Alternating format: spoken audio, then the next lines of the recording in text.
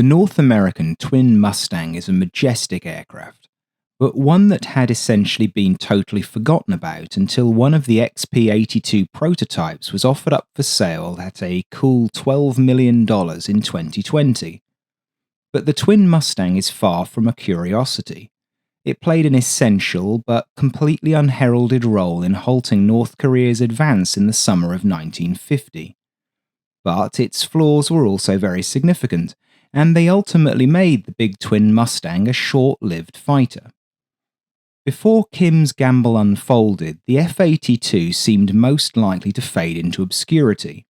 It emerged from the extraordinarily fertile minds of North American Aviation's design team in November 1943. By this point in the Second World War, the value of the P-38 Lightning and P-51D Mustang as long-ranged escort fighters and interdictors was clear to US planners. But even the Lightning, which had a range of over 2,000 miles, was still inadequate to escort the forthcoming B-29 Superfortress on its lonely missions above the Pacific on the way to Japan. Building such an aircraft meant somehow combining seemingly contradictory requirements. The aircraft needed to be fast, as the combat speed of frontline fighters in 1944 and 45 was upwards of 450 miles an hour. It needed to be able to climb very high, and then fight above 40,000 feet where the bombers operated. But it also needed to pack in a lot of fuel in a low-drag airframe alongside 2 crewmen. The latter was an obvious need since missions could last over 10 hours. North American Aviation's chief designer, Edgar Schmood, hatched a plan for a radical aircraft. He avoided a draggy and heavy single fuselage by using 2 sleek single-engined fighter hulls and their outer wings, joined by a short wing section containing fuel and weapons. The idea was mocked up in double-quick time and shown to Hap Arnold, the Army Air Force's commander, at Inglewood, California on the 7th of January 1944. The general immediately saw the merits of the idea, and on the 8th of February, Development Contract AC 2029 was issued, authorizing 4 prototypes. The project was given the internal designation NA-120. In March 1944, before there was even time to make a mock-up, the Air Force had ordered 500 P-82B aircraft. Although each of the NA-120's 2 fuselages resembles a Mustang, they are actually quite different. Very few components are interchangeable between the 2 types, one of the only examples being the bubble canopy. In terms of the differences, the rear fuselage is 57 inches longer in the P-82 to accommodate fuel, and the remaining fuselage structure was greatly strengthened. Overall length was 6 feet longer than a P-51H. Each 39-foot-long fuselage contained a cockpit, but only that of the command pilot on the port side had a full set of flight instruments. The starboard, co-pilot's cockpit had basic instruments to fly the aircraft, but lacked things like conventional landing gear controls or the ability to use or jettison external stores. If the commander was incapacitated, then the gear could be blown down using an emergency handle. But because the co-pilot would fly for extended periods, he did have a full set of engine controls, fuel transfer controls, de-icers, and so on. The co-pilot's cockpit could also be removed entirely and the canopy fared over using a panel supplied by North American. Machine guns were removed from the outer wings, which were also strengthened to allow carriage of external stores and to resist the greater forces that came with turning a much heavier aircraft. The ailerons were lengthened to give greater control authority, and the vertical stabilizers were larger for stability. Overall wing area was 408 square feet, which is about 10% less than that of 2 single-hulled Mustangs. The wingspan was just under 52 foot all told. The fuel system consisted of 4 self-sealing tanks in the wings, 1 in each of the outer wings and 2 in the center section between the hulls. Total internal fuel capacity was 575 gallons. This could be further enhanced by fitting drop tanks up to 310 gallons in size under the wings. The tanks fed 2 liquid-cooled Packard Merlins fitted with 2-speed superchargers. These in turn drove counter-rotating propellers. The 2 Merlin engine prototypes were designated XP-82. There were also 2 other prototypes designated XP-82A. These were to fly with the Army's desired production engine, the Allison V1710. Although the Merlin was a war-winning engine, Packard had to pay $6,000 per engine in royalties to Rolls-Royce. Furthermore, there was a general belief that American fighters should be powered by superior American engines. This would prove harder to achieve than to desire. And little mentioned is that General Motors owned Allison and 40% of North American aviation. Armament came from 6 50 caliber Browning machine guns in the wing center section, each with 400 rounds. Rockets could be carried under the wings, and North American developed and test flew an 8 machine gun pod that could be hung under the center wing to give a huge firepower boost. This was heavy and relatively draggy, so it was never used operationally. They also designed a 40mm cannon pod, but this never made it into the metal. Gun and rocket aiming was via a K-18 gyro gun sight. That's an updated version of the K-14 from the P-51D Mustang, itself a license-built version of the British Mark IID, which also saw service in the US Navy as the Mark 18. After extensive wind tunnel testing of models and refinement of the design, the first prototype was completed at the end of May 1945.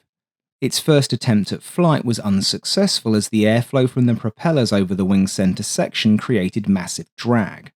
The engineers switched the engines around so that the propellers turned the opposite way, and on the 16th of June 1945, the XP-82 took off for the first time.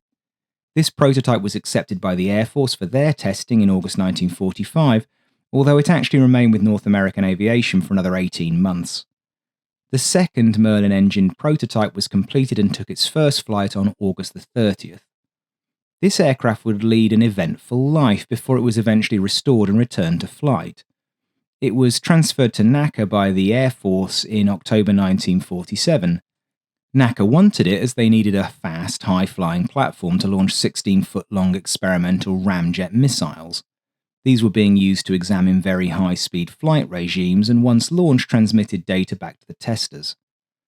Then on December 14, 1949, the Mustang hit ice on the runway at Cleveland Municipal Airport as it landed. Skidding sideways, it went off the taxiway and into mud on the infield. The landing gear sunk in and it bellied out, bending the wheel struts, damaging the wing center section and radiators and bending the propellers. NACA decided to scrap the badly damaged aircraft. Although cut in half by the collector who bought the Hulk, enough of it survived for a laborious 200,000-hour restoration to begin in 2008. That was all in the future. With 2 Merlins, the Twin Mustang prototype could achieve 468 miles per hour, and it had a maximum range of 3,500 miles when carrying drop tanks. That made it as fast as a P-51H, but with double the range. Not a bad effort.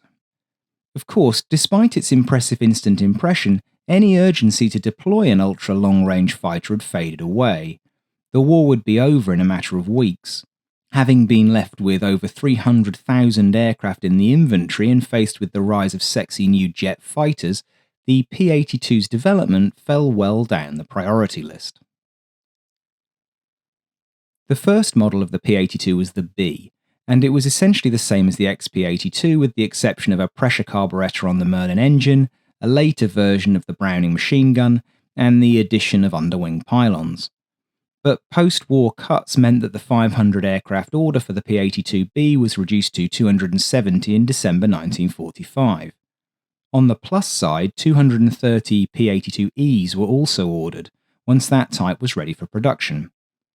Unfortunately, another cut in March 1946 saw the entire P-82B run halted, so beside the 20 that had already been built, there were no more P-82Bs. All of them bar 2 were assigned as pilot training aircraft. Each of them cost $140,500. The remaining 2 aircraft were used to develop the night fighter version of the type. Because of their limited numbers, the P-82B lasted only until December 1949 in USAF service. The entire program would have died at that point were it not for the Air Force lacking an Escort for their vaunted new B-50 and B-36 bombers, which flew even higher and faster than the B-29. Jet fighters simply lacked the range for such Escort missions. The P-82E was also the vehicle to introduce the Allison-powered Twin Mustang. In February 1946, North American received an order for 250 of these aircraft plus spare parts. The total contract was worth $35 million, of which $3.5 million was for the tools and the spare parts. That made the average price of an aircraft $126,000, although the way that the contract was structured meant that the first 100 cost $170,000 per aircraft, with the remainder costing $96,000. These were initially all to be Escort fighters, but the contract was adjusted in November so that the final 150 aircraft would be night fighters. George Welch took the first P-82E into the air on the 17th of April 1947. It is easily distinguished from the B via the reconfigured nose featuring 12 exhaust stacks per side rather than 6. In a sign of things to come, the flight had to be curtailed because of issues with the engines. The 2,250 horsepower V1710-143 was a new version of a long-running and successful engine family that had also powered the P-38 Lightning. But this was the new G series, designed for high-altitude pursuit applications and fitted with an auxiliary supercharger and automated fuel control system. It was not a great engine. It backfired badly, fouled its plugs, and leaked oil at an alarming rate. Plug fouling was so bad that they had to be replaced after almost every flight. There wasn't even a performance trade-off for the lack of reliability. The P-82E proved to be slightly slower in top speed and climb rate than the Merlin engine P-82B. Crews nicknamed the engine the Allison Time Bomb, and when a series of attempted fixes failed to improve matters, engineless airframes began to build up in a warehouse waiting for suitable motors to be delivered. Using Merlin components in the engine solved enough of the problems to allow twin Mustangs to operate at reduced power levels and to enter limited operational service in 1948. Inevitably, it also proved to be a more costly aircraft than had been anticipated. Production costs initially rose to $50 million, or $200,000 per unit. By the time that the complete run of F-82Es had been delivered in 1949, the unit cost was $215,000 per unit. The economics were still reasonably good, though. A B-50 cost a shade under $1.2 million, so simplistically, if 5 F-82s saved one B-50 from fighters in a raid, then the service got its return on investment. For reference, a B-36 cost $3.6 million. The F-82Es were mostly assigned to the 27th Fighter Escort Group attached to SAC. SAC very much saw them as an interim measure until aerial refueling was perfected and jets could take over. To that end, the 27th started to transition to the F-84E Thunderjet in the spring of 1950, and by September the last F-82s were retired. Some of those aircraft were barely a year old, but the Twin Mustang's days as an escort fighter were over. By this point, of course, the night fighter version was unexpectedly closely engaged. The USAF's main night fighter at the end of the Second World War was the Northrop P-61 Black Widow. It isn't a much respected aircraft these days, but from a statistical perspective at least, it was one of the most successful aircraft of the war. The Black Widow was, in a sense, engaged in the aviation equivalent of SEAL clubbing. The reason for its success was the SCR-720 radar, which had a search range of between 5 and 7 miles. A good crew could use its display to make attacks on enemy aircraft in zero visibility at any time of day. The P-61 was, however, far from perfect. The radar only functioned 80% of the time, and the heavy, dumpy aircraft had a top speed of only 360 miles an hour. Climb rate was 1,800 feet per minute, and above 20,000 feet it was a dog to handle. High-flying Japanese bombers often simply outran the P-61. Obviously, the USAF fancied a jet-powered aircraft to replace the P-61, but this proved harder than expected. The Curtiss XP-87 Black Hawk was a bust, and the eventual F-89 Scorpion wasn't ready until the early 1950s. An interim was therefore required, so in November 1945 the Air Force requested a demonstration of the P-82 as a night fighter. The 10th and 11th P-82Bs were pulled off the line and converted into night fighters. Aircraft 10 was the P-82C, equipped with the same SCR-720 as the Black Widow. Aircraft 11 was the P-82D, carrying the AN/APS-4. ANAPS-4 was a £160 set with a range of 5 miles against other aircraft. It was the radar used in the night fighter Corsairs, amongst other things. Both radars were carried in a very large, pressurized and climate-controlled pod under the wing's center section, the nose of which protruded far beyond the propellers to prevent interference.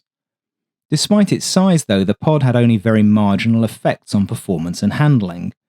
It was, however, sometimes lost during high-G maneuvers, which must have been a shock to anybody on the ground when it landed. Both versions also had an AN/APS-13 tail warning radar to protect themselves from anybody sneaking up behind them. An IFF transponder was also fitted, essential when you're operating in the dead of night. The co-pilot's cockpit was extensively modified to operate all of this kit. All flight and engine controls were removed and replaced with the displays and controls for the radar. The co-pilot thus became a radar observer. Despite the fact that it would be ordered and enter service, testing showed that the P-82 wasn't a particularly good night fighter. It was fast and long-ranged, but it had significant flaws in the role. Foremost was the view over the nose at night and on landing. The latter combination was particularly challenging given its intended role. Furthermore, the flash from the center-mounted guns and flames from the engine exhaust on the second fuselage blinded the pilot, making it hard to press an attack. But it was better than nothing, and so the Air Force went ahead. The APS-4 was marginally the better radar, but the lighter SCR-720 gave slightly better aircraft performance. Based on these findings, 45 P-82Cs were acquired as the P-82G, and the P-82D went into production as the P-82F. I hope you're following along. 100 examples of the P-82F were ordered, replacing P-82Es on the line. Before production of either type had begun, the Air Force decided it didn't have enough versions and ordered the F-82H.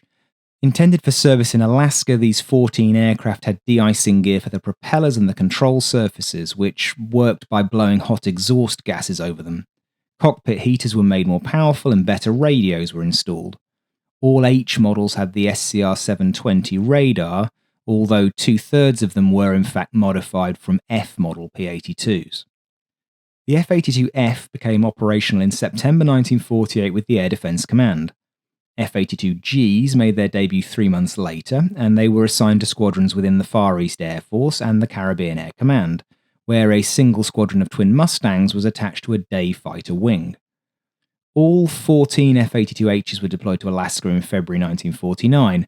They would actually be the longest-serving examples of the type, and they'd operate until 1953 in the harsh northern environment.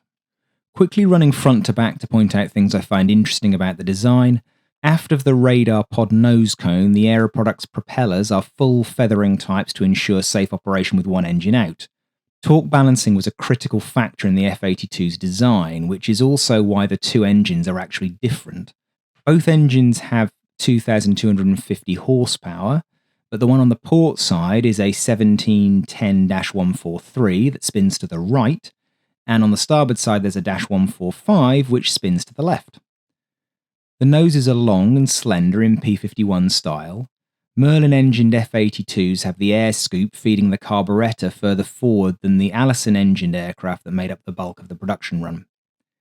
The cockpits are both full bubbles. They have radio antennas in the interior spine of the plexiglass. The 6 machine guns are located on the wing center section between the fuselages. Radio antennas vary across the different marks. Early versions have football-shaped antennas on the right fuselage. That's an American football for those of us raised on the beautiful game.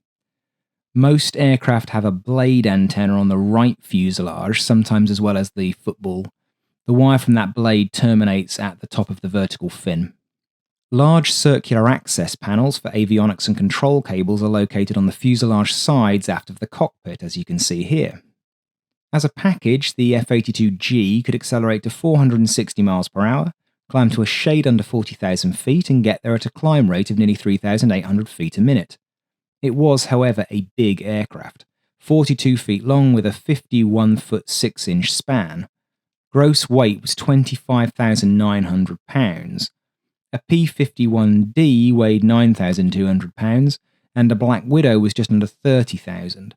So scale-wise at least, the Twin Mustang is closer to the P-61 than to the single-engine fighter it descended from.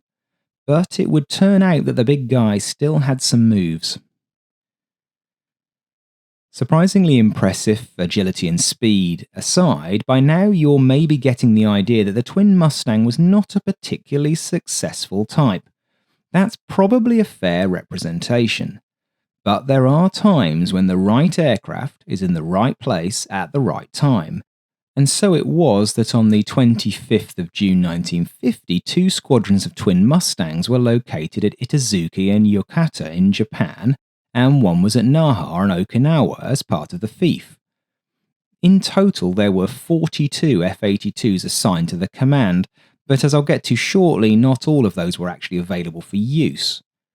FIF's main fighter at the time was the F-80C Shooting Star. The Shooting Star was also considered to be obsolescent in 1950, but it was plentiful in FIF, which had over 500 of them on charge. It was also 150 miles an hour faster than the Twin Mustang, and generally a more effective air superiority fighter, being a third smaller and having half the weight. But the F-80 had one major flaw. Its combat radius was barely 400 miles when carrying stores, meaning that it could only reach Korea from bases on the far south of Japan. Even if it could reach the battle area, it couldn't loiter for long. So when FIF was directed by MacArthur to gain air superiority over the Korean peninsula, the F-80's role was severely restricted, a fact made worse still by the poor weather that was over Korea in the days after the invasion. But for the F-82G, the 300 miles between the base at Itazuke and Seoul was barely moving the fuel tank off full. So while FIF rapidly pulled F-51 Mustangs out of mothballs to equip their day fighter squadrons, the Twin Mustang was the US Air Force's only real option if they wanted air superiority. Just to prove the point, a Twin Mustang was the first US aircraft to confirm that the North Koreans had crossed the 38th parallel when on a recon flight in the early morning of the 25th. The 3 all-weather squadrons in FIF were rapidly assigned to the Scratch 347th All-Weather Fighter Group based at Itazuki.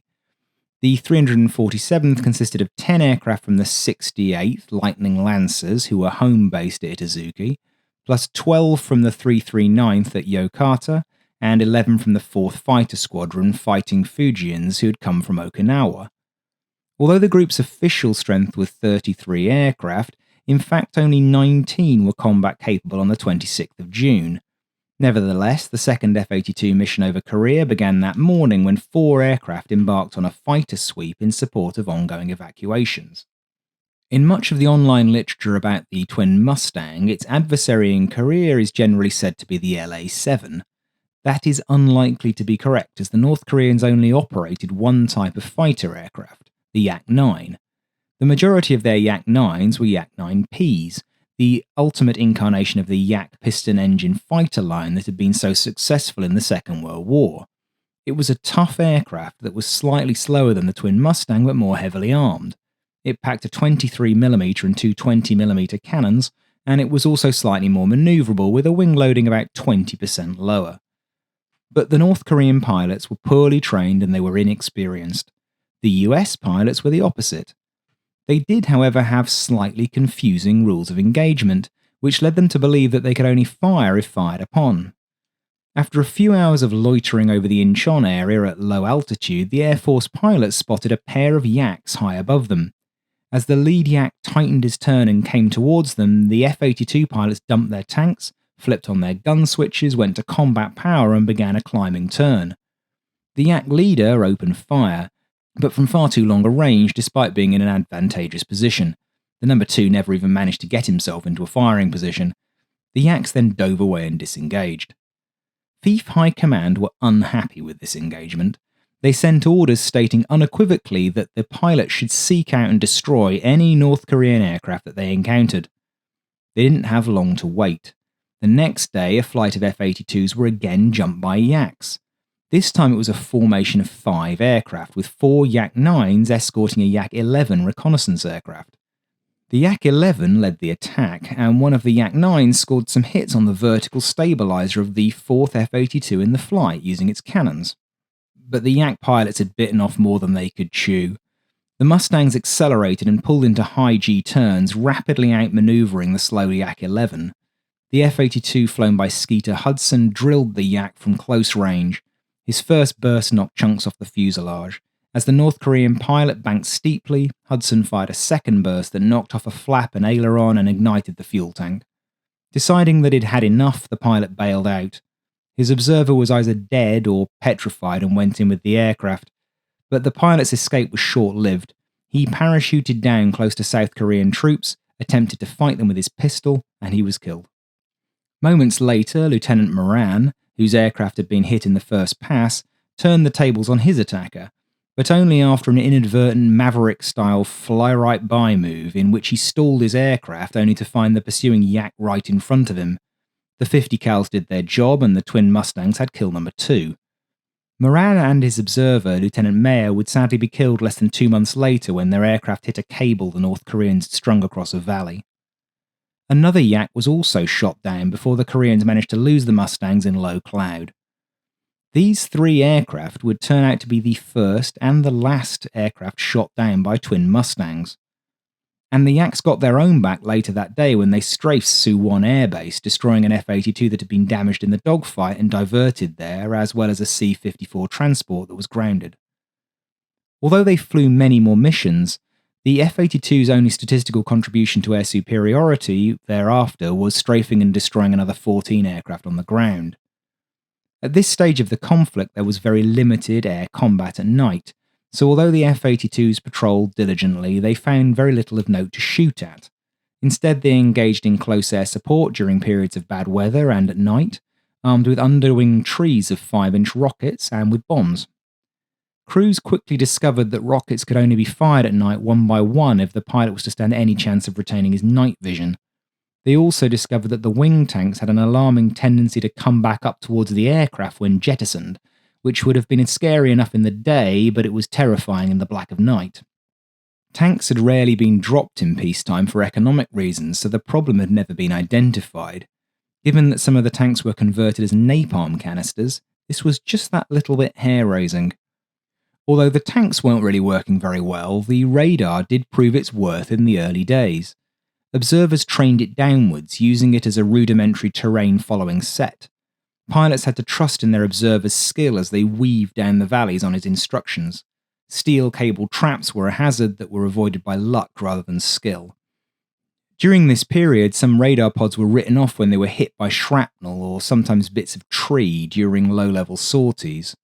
One way or another, the Twin Mustang just wasn't ideal for ground attack. It was too big and too delicate for the task, but these were the early desperate days and needs must. And in the background, the spectre of unreliability hung over the fleet. The Allison engine continued to be a maintenance hog, consuming spark plugs at a colossal rate. The radar pod also proved to be less than durable in the hostile weather frequently encountered over the peninsula or en route to it, further reducing availability rates. On the 6th of July, not even a fortnight into the war, 347th All-Weather Fighter Group was disbanded, leaving only the 68th Squadron regularly operating in the theatre. Navy Corsairs and Tiger Cats replaced it as night fighters, supplemented by A-26s as interdictors. The official statistics say that 1 aircraft was lost in a landing accident at Iwakuni while attempting to land, killing both aboard. Another crashed on the 6th of July near Chongmong-ni, again with no survivors. Despite the drawdown, 125 missions were still flown in August, destroying trains, trucks, and killing many hundreds of enemy troops. This came at the cost of 1 lost aircraft. Moran and Meyer hit the cable trap on the 7th, killing them both. Unfortunately, at 0600 on the 11th of September, a lone F-82 flown by the 68th's commanding officer, Alden West, made 4 strafing attacks at Taegu. It was a friendly fire incident. One of the houses hit was the command post of the 5th Air Force, and the attack was watched by its commanding general, General Partridge.